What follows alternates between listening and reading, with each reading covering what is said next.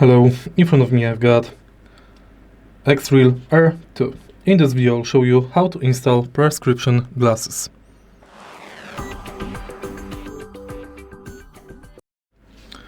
Before installing prescription glasses, make sure to bring your XREAL Air 2 to your optometrist so he can prepare your prescription glasses.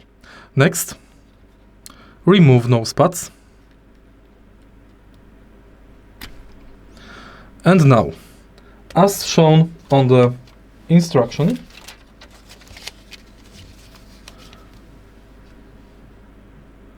install NosePads to prescription glasses firstly, and then the whole set install here.